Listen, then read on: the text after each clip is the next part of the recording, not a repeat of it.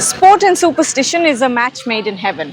We've heard so many stories about superstitions, especially with cricket and Indian cricketers, because superstition, let's be real, is a part of all of our daily lives. The cat crossing the street, some raven showing up, and other things like that. But when you think of some of the more popular ones, you think of Sachin Tendulkar, who famously talked about putting on his left pad before his right one. Then Smriti Mandana, who deliberately took the wrong guard at the first try because it worked for her in some of the games where she scored really, really well, until one of the umpires yelled at her and said, "Why are you standing so far away from the stumps?" Something like that also happened tonight. It is match day -2. India practiced under lights. They were scheduled to practice from 6 p.m. to 9 p.m. So day before yesterday, as we all get the Team India practice session and itinerary in advance, we got a message from the BCCI media manager that the practice would happen from 6 to 9 p.m., which is the usual timing, which is the scheduled timing every single time there's a T20 tournament.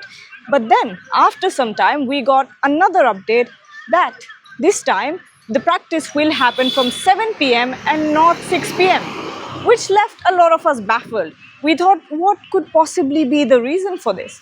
We did not think much of it that evening, went to sleep, woke up all new and fresh, and thought, okay, let's head to the ground. First the England team is practicing, then the Indian team is practicing. Okay, so we sat there in the media box thinking, what could possibly be the reason for this? First we thought, okay, maybe because it's Holi that the team has a special celebration before coming to the ground. But that doesn't really make sense. Why would players participate in a party or something like that, a celebration, right before a practice session? That seems counterproductive. So that was then ruled out. Then we thought, okay, maybe this is not a mandatory practice session. Maybe this is an optional practice session and only a couple of players will end up showing up to the practice, which is why it's a shorter one. But that was not the case either. What really happened was that we found out it was because of the lunar eclipse. So at 6:40 p.m. exactly, the Chandra Grahan, as we call it in Hindi, was expected to end 6:40 p.m.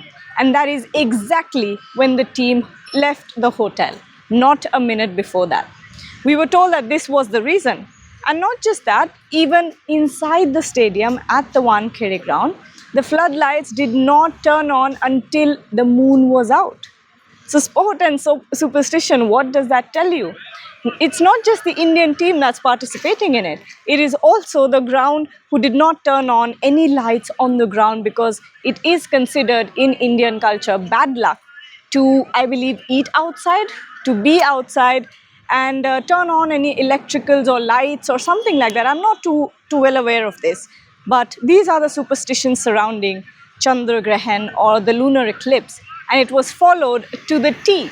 So it's clear that the Indian team is not taking any risks when it comes to bad luck ahead of this semi-final against England. This has happened two times before, and India will want to go ahead and defend their title. Tonight, India practices once again, but this time in the afternoon, and then followed by a press conference later in the evening, followed by England's practice session, and finally tomorrow, semi-final 2. The match that we have all been waiting for, and now it's up in the air. Due to be a factor, will the toss be a decisive factor, is something we will all have to wait and watch. But at this point, when it comes to superstition and following superstition, India has got it all right.